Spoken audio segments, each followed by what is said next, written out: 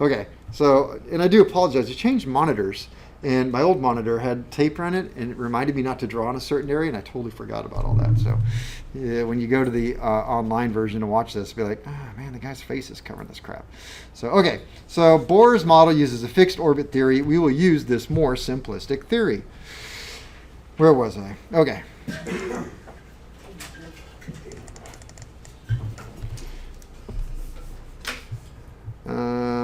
The Bohr's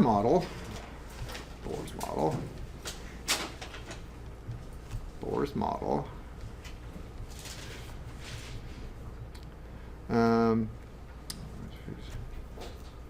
uses orbits or shells. Uses orbits or shells.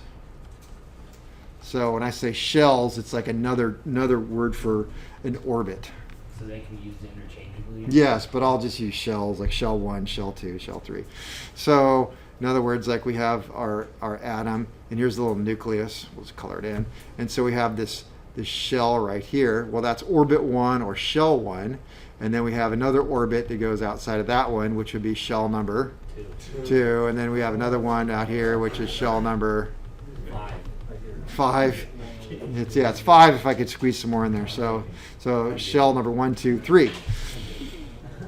All right. So what we want to know is how many electrons we can fit in each one of these orbits or shells. So 6. The maximum. You with me so far, Hannah? Did I make it easier? So you don't have to know the whole Schrodinger's things. This is the part you have to know. She was worried about that. So the maximum number of electrons per shell. It's the maximum. Doesn't mean it is that number. It's the maximum per shell. Is determined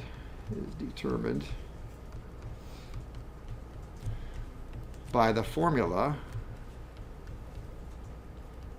The formula 2n squared, where n equals or is the shell number.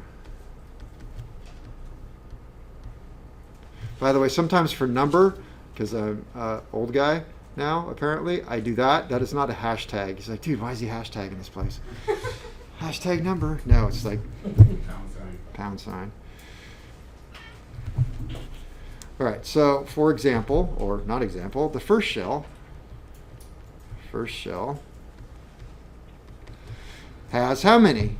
So it'll be 2 times 1 squared. So how many electrons could I have in the first shell?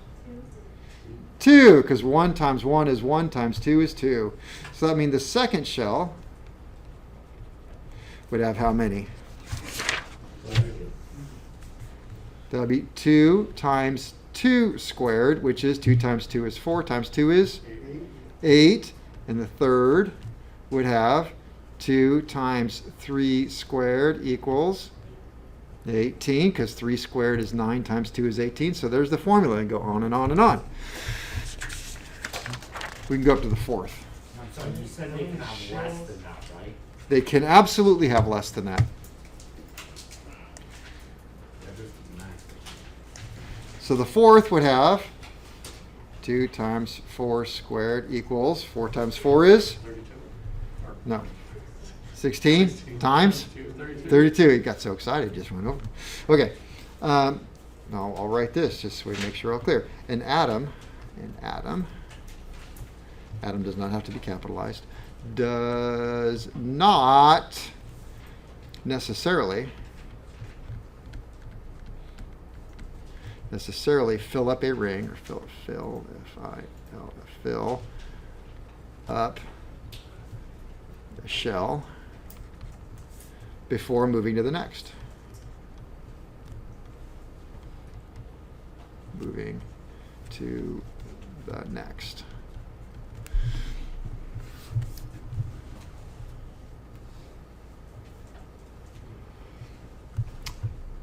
I don't always know why my outlines have what they have. Like, why is it like now number 3 out here? I don't know, because sometimes that's where I took a dinner break and I came back and Microsoft Word decided that's where I should start. So the outermost shell,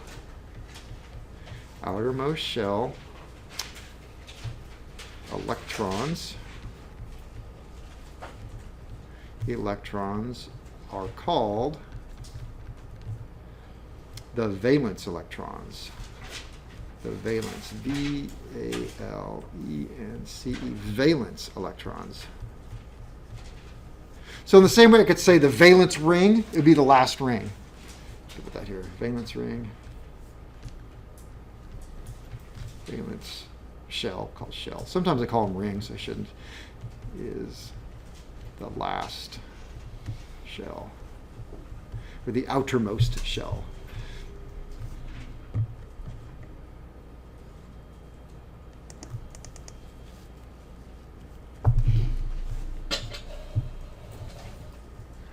Okay, we'll come back to this in a little bit with some more examples.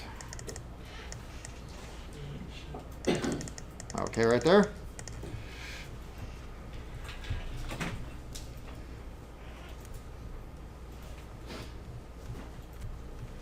All right, because of the laws of attraction and repulsion, the positive charge of the proton, positive charge proton down in the middle, and the negative charge out here on the electron, they are going to attract, because opposites attract and like repels. Yes. So, good. So we have electrons, which are both negative charge, they tend to repel each other. Now, why don't the protons inside repel each other? Well, they're, I guess, apparently much smaller. So they just don't have the same charge. I mean, it's the same power, that's what I meant to say. So because of the laws of attraction and repulsion, because of the laws of attraction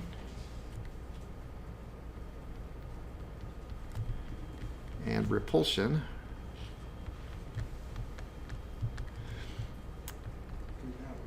the positive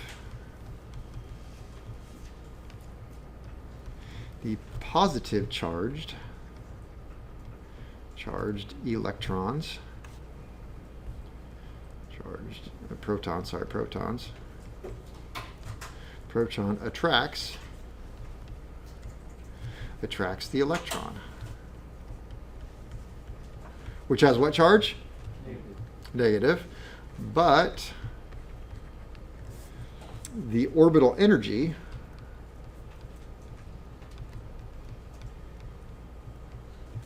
of the electron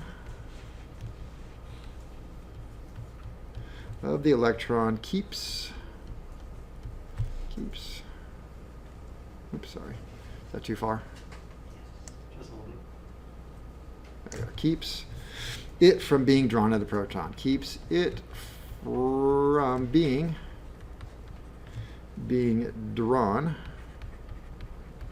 into the proton.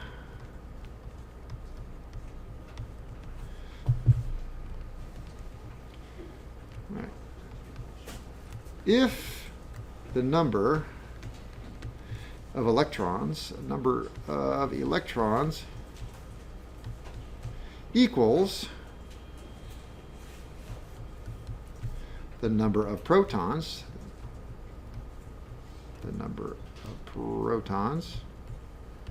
because electrons have a what charge? And the protons have a, okay, so if the numbers equal number of protons, the atom is neutral. The atom is neutral. The whole atom is said to be neutral. If it has an extra, E-X-T-R, if it has an extra electron, so one more electron than it does a proton, then the atom is said to be a negatively charged ion. An extra electron is a negatively charged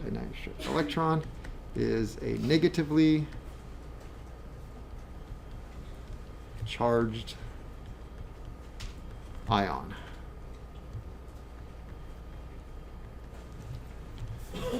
So an extra proton then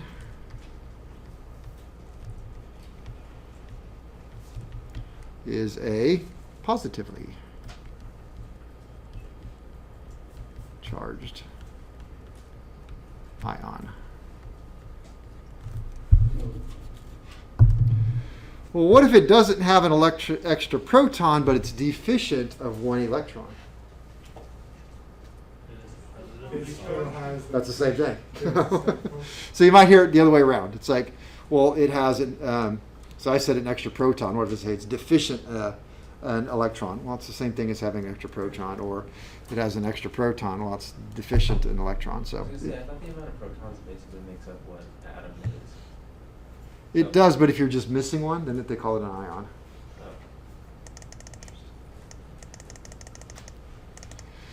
All right, how fast are these electrons? Fast. Very.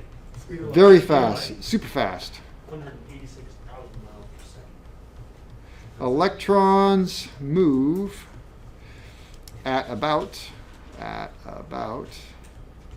unless you're from Canada, it's a boot, the speed of light. The speed of light.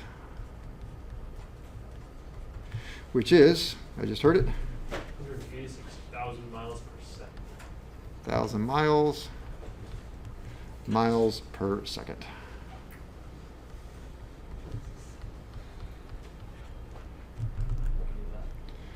And I learned the hard way, don't ever put something like 224, 844, 343 MPS, because that is meters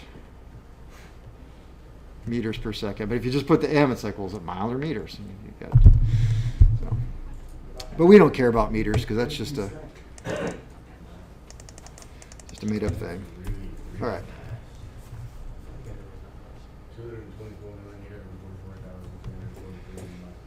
I timed it. It's really close to that. Okay, depending on something, how many electrons there are and how they are arranged around the atom will determine if the atom makes up an insulator or a conductor, which is really where we were going with this whole thing to begin with. Well, 2 points.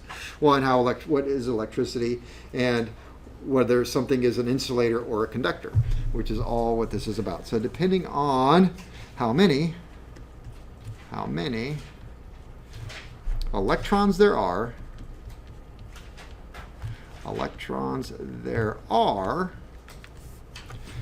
and how they are arranged, depending on how many electrons there are and how they are arranged,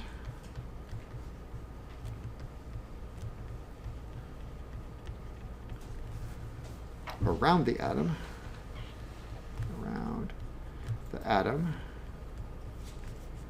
will determine if the atom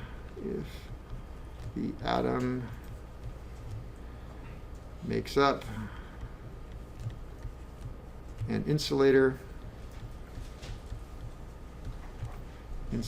or conductor.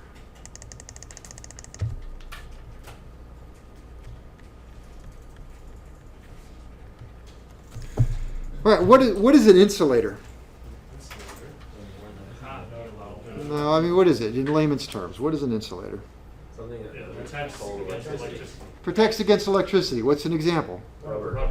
Rubber, wood, glass, cloth. How about water? Distilled water. Distilled water. Yeah. Seawater is good at conducting. So, all right, shouldn't throw that in there. It's just confusing. What is a conductor? Something that likes electricity. Metals. Water. What kind of metals? Gold. Copper, Gold. nickel, gold, silver, Salt water. aluminum.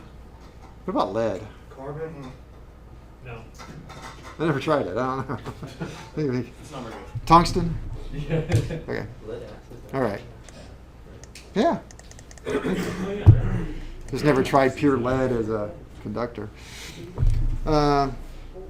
Bullets are lead, so would that work? Yeah. They work as a fuse, right? All right. So a conductor one. A conductor will allow movement of electrons, which means electricity. Will allow movement of electrons. Movement of electrons is the electricity. An insulator.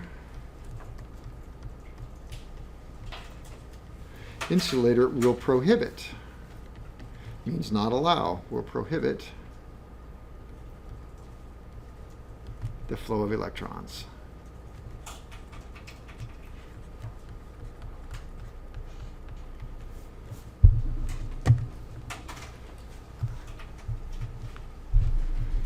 All right, circle back around that one too a little bit. So what is electrical flow?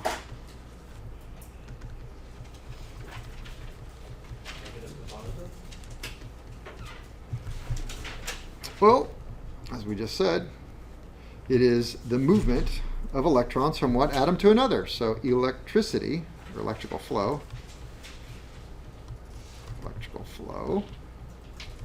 is simply movement of electrons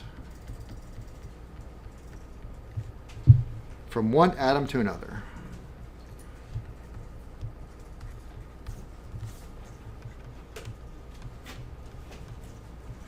Nothing more, nothing less.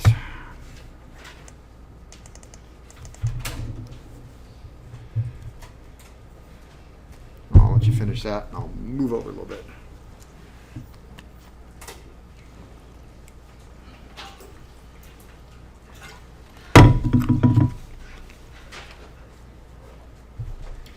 I haven't figured out who my slow riders are.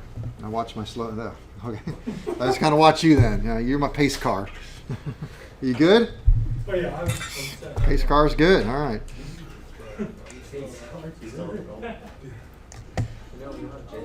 Oh. Nope, apparently not. Hannah's not Yeah. good. Hannah's not good.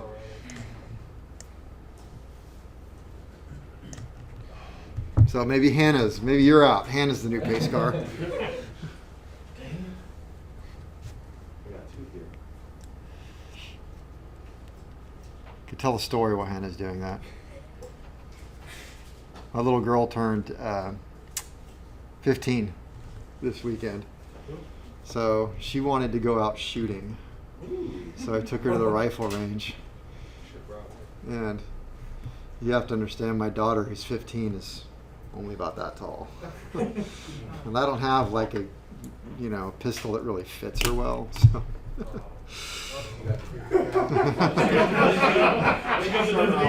Came home with a few missing teeth.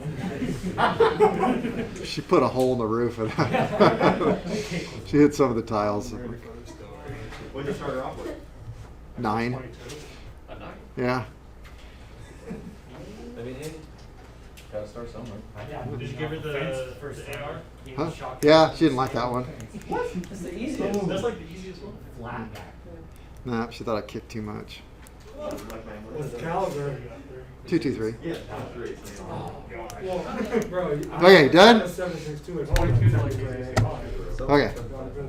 She did great though. She did good. We put it out a couple yards, and she did quite well. And, I was kind of proud of her because I would just lay stuff down. We had a little safety briefing at home and went through everything. Boy, she could just take it, put it in the magazine. She had a little trouble pulling the line back. So I'm like, I got that. But never once did she turn around and say, so she kept it downrange the whole time. So all the things that mattered, she did quite well.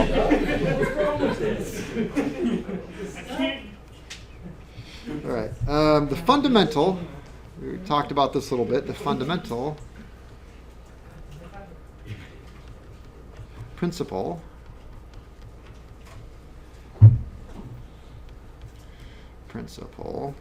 is attraction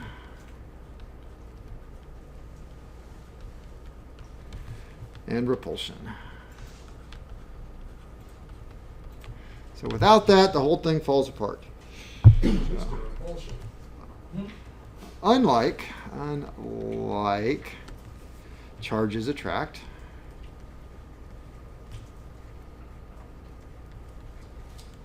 So in other words, the negatives and positives attract each other. Let's see, 2, 3. And we already said that, as a review, protons attract electrons. Oops.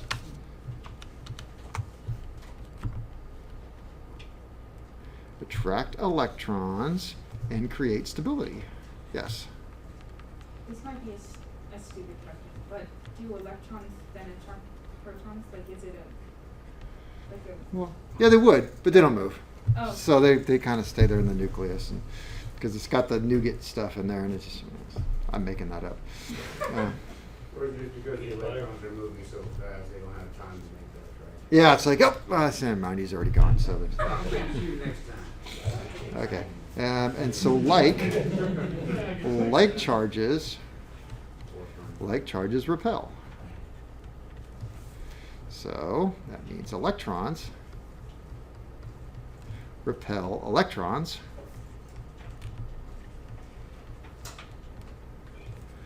And create current flow.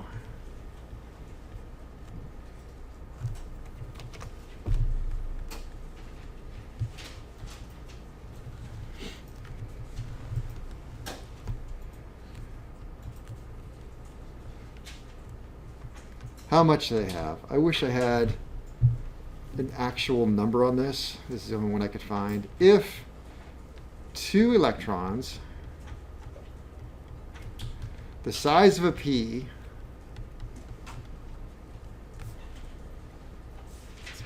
with an A, 2 electron size of P were placed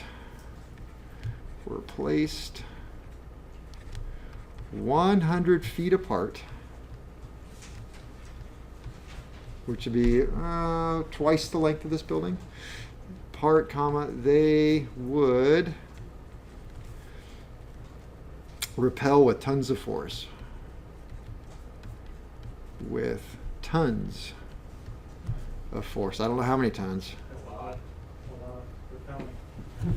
Yeah, you know, as a kid, I love playing. I still do. I love playing with magnets. And you think about the force. You know, you get some rare earth magnets, and you know, try and put them together. But man, to think about something that's just the size of a pea placed, you know, at the one end of our hangar and something like on the other end of our hangar, and to think that if your car was in the way, it would like slide it out of the way, and like, damn, that's a lot. But thankfully, they're not that big, so it wouldn't happen. So whatever.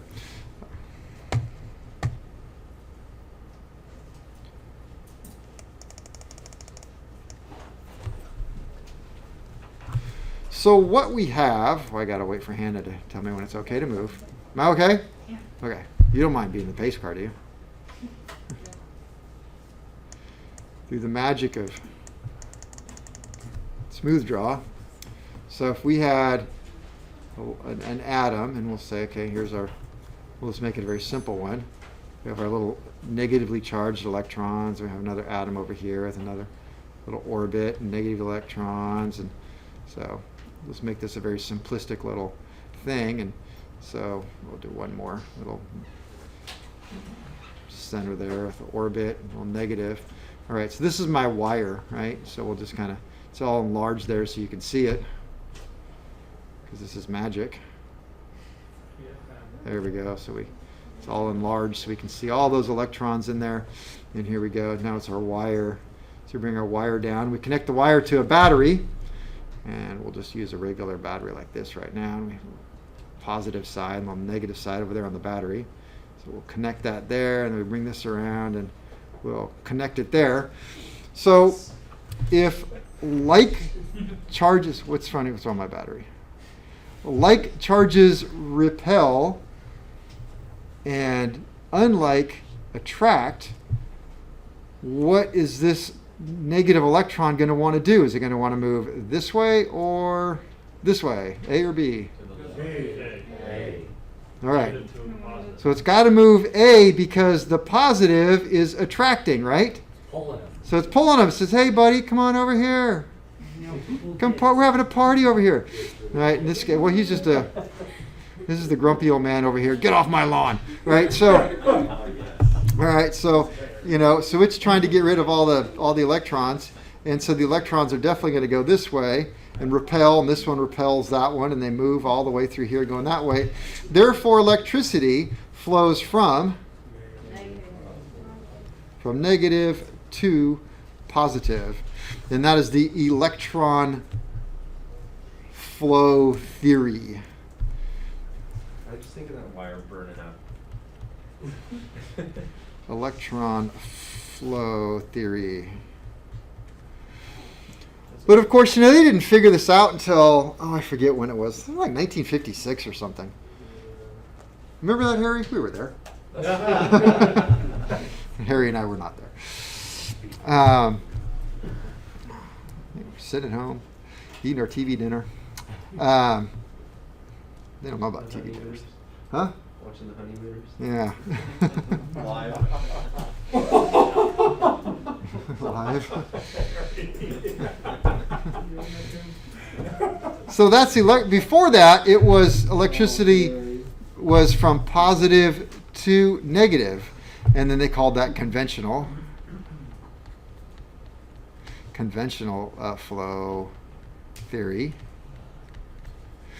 And so that's why when you see that's what I'm going to say. When you see schematics and you try to read any sort of electrical schematic and you know that electricity flows from negative to positive, I wish you the best of luck reading any sort of car or aircraft type schematics for electricity. It just doesn't work.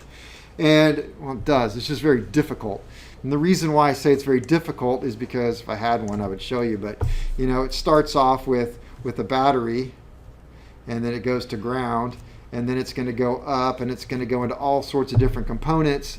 And you have all these components, and then it comes back to a ground. So, we have a landing light or something, and a switch. I'm doing it backwards, and, a circuit breaker over here. And, and it's just easy. I can follow it up, follow it up, follow it up. Going to come back around and switch. Well, you have to imagine these really complex drawings, and you want to know where is the landing light getting power.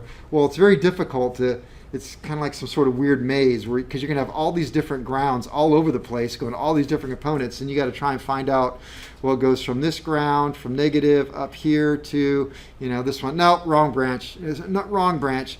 You just start here and go up, circuit breaker, switch, whatever, it comes back around. That's a terrible example of anything, but it's just so much easier to look at a schematic and go from positive to negative than it is to go negative to positive, just because the way they were drawn makes much more sense. Let me get rid of this embarrassment there.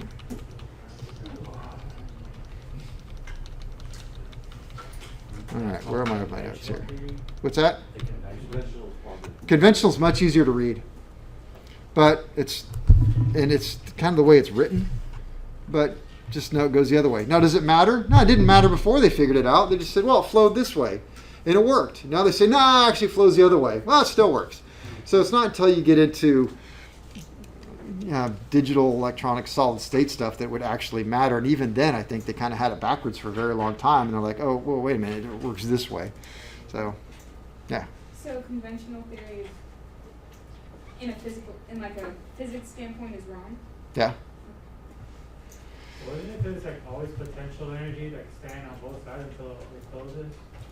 He's right. It's just potential energy on both sides. It's a difference of potential, so it doesn't matter. It's why it doesn't matter.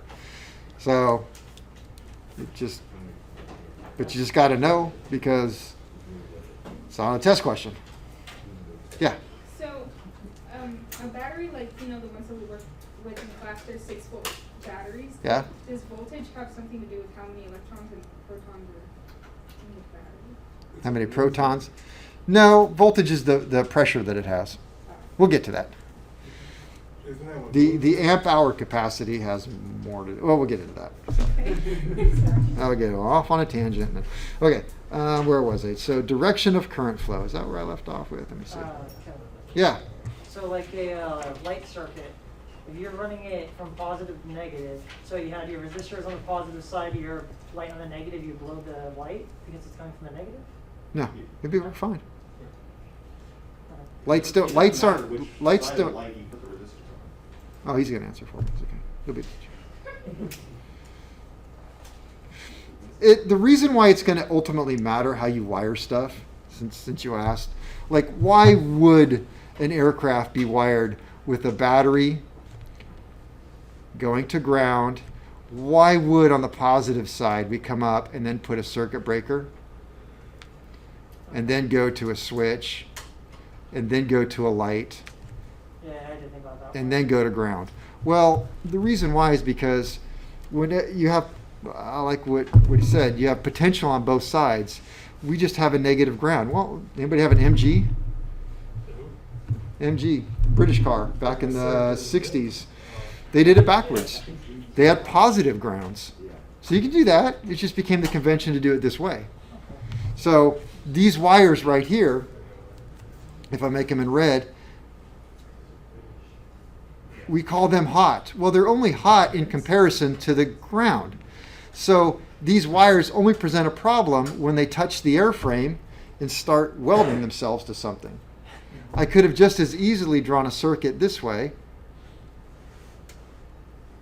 The short is negative and went like that and grounded that there and went up, circuit breaker, light, ground. This would have worked it works just as well. That's how MG did it. Right?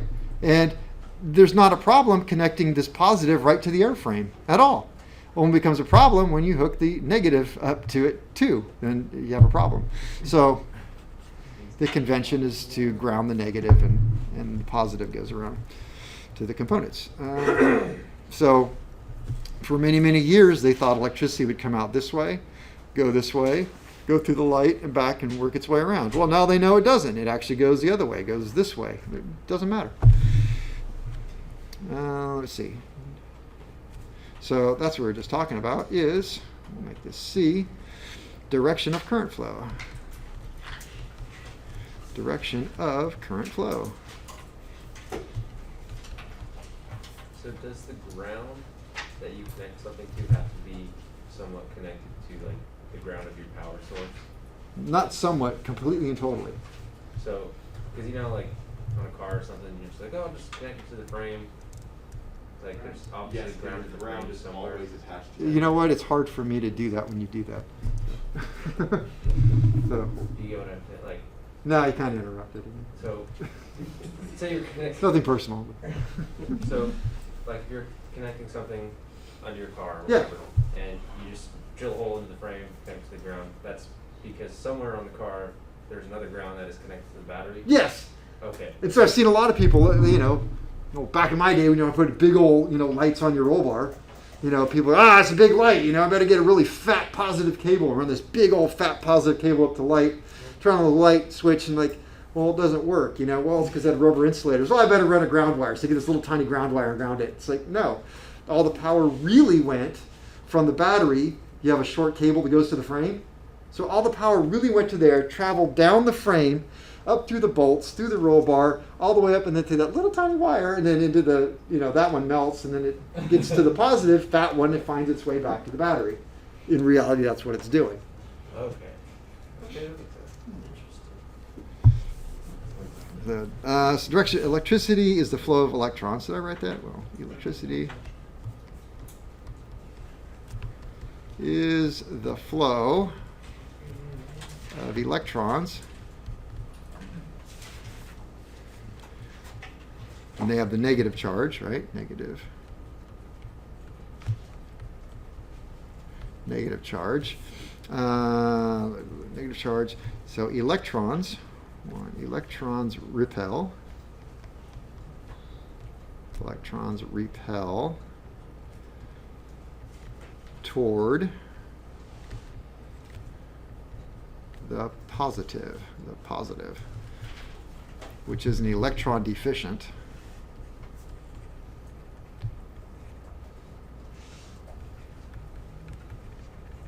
The electron deficient charge.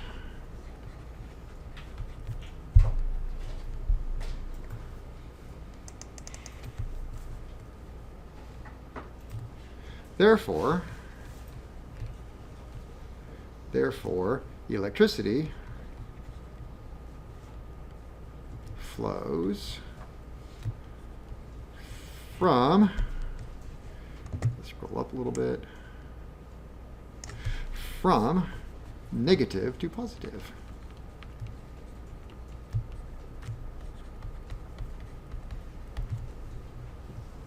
And that is called which theory? Electron flow theory. That is electron, E-L-E-C-T-R-O, electron flow theory.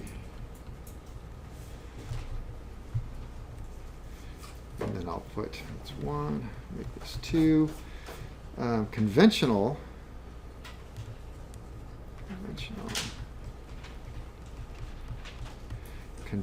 flow theory is positive to negative.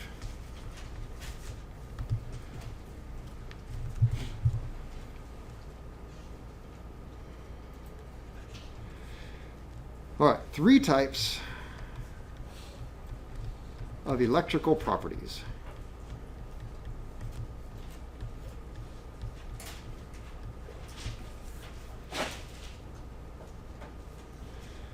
So what are our 3 properties? We have the conductor, the insulator, and the semiconductor. So we'll start with the conductor. The conductor. Right now, Tobias, now you can say it. Something that likes electricity? No, the other thing you said. Oh, a conductor has more than or less than half of the allowable electrons in the valence shell. Less than 1/2 of allowable valence electrons. What's the valence electron? The last shell. Electrons. All right. And why is it? Why is it out there? Why do we talk about the valence? Well, because they're so far away from home. You know, they're attracted towards the nucleus, and they're getting way out there. And so, you know, it's kind of one of those things where they're thinking, well, you know, home is way over there. It's kind of like mom and dad. Mom's not looking. She's way over there. So they're free to kind of wander about and do whatever they want because they're not so tightly held. So we can call it that. So outer electrons are loosely held.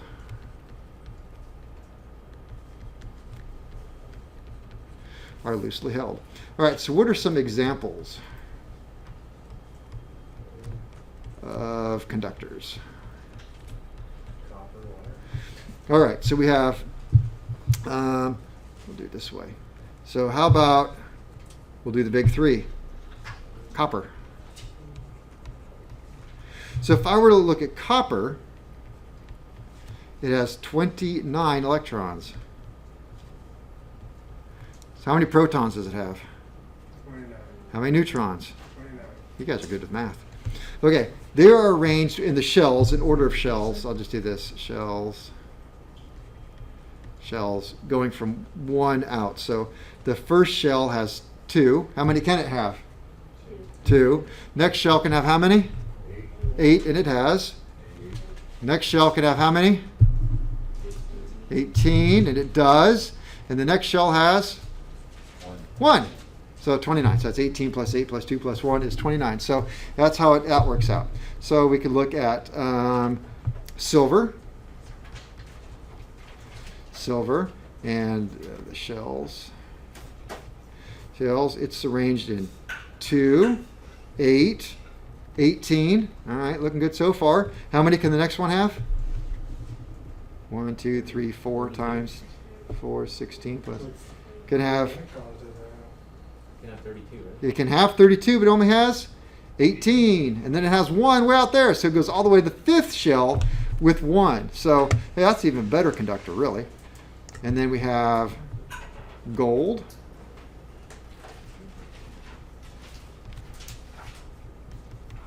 And gold has silver. Sorry, silver has, that's what I didn't put, 47 electrons.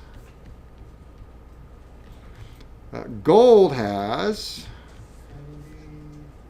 9. Very close. Didn't you say 78? I said 70 something. I can't Yeah, remember the okay. last digit. 79. So it goes 2, 8, 18, 32,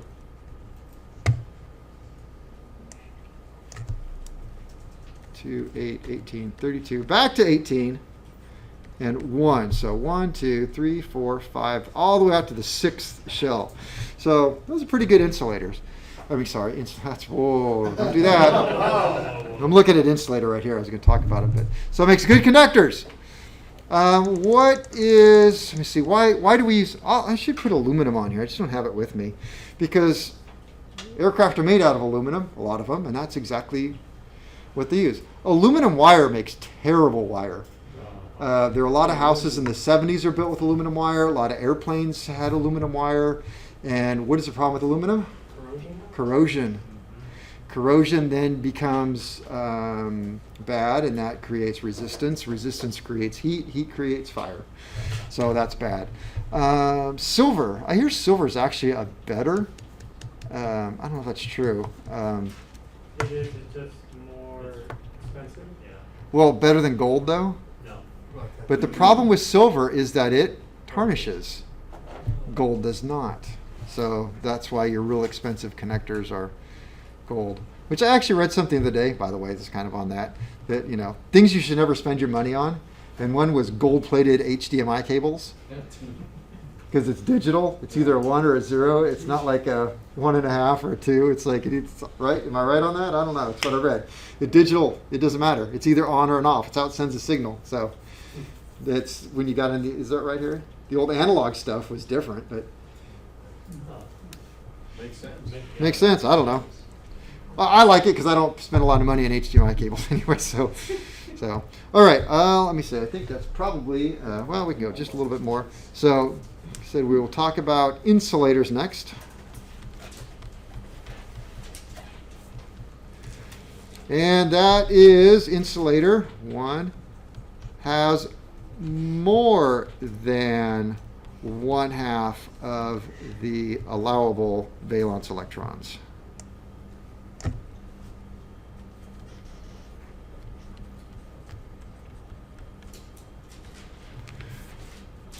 Examples I have are glass, wood, you guys already said this, plastic, rubber.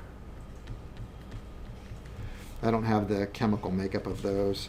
It does not easily give off free electrons. So does that mean an insulator will never pass electricity? There's enough electricity, it'll go through. Yeah, that's exactly it. If you put enough pressure on it, anything can be a conductor. So at the point material I'm sure you have zero experience with that. gives off electrons, it is said to break down.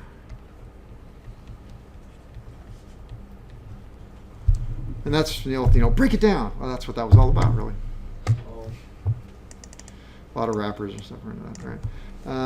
We'll finish off this. If you can stand up for just a second. Semiconductor,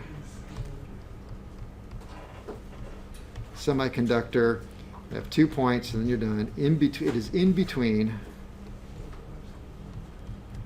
a conductor and insulator. So it's really like the name implies. Is it a conductor? Semi. Conductor and insulator.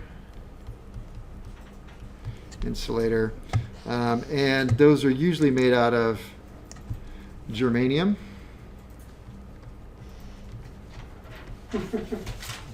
One of Michael Jackson's brothers. And nobody really gets half the stuff I say. What's his brother's name? That's like Jermaine. Okay. And each have four valence electrons. And I believe that's the second shell, so that would be exactly 1/2. I think that's 8th. So 2, yeah. So there we go. All right, thank you for staying.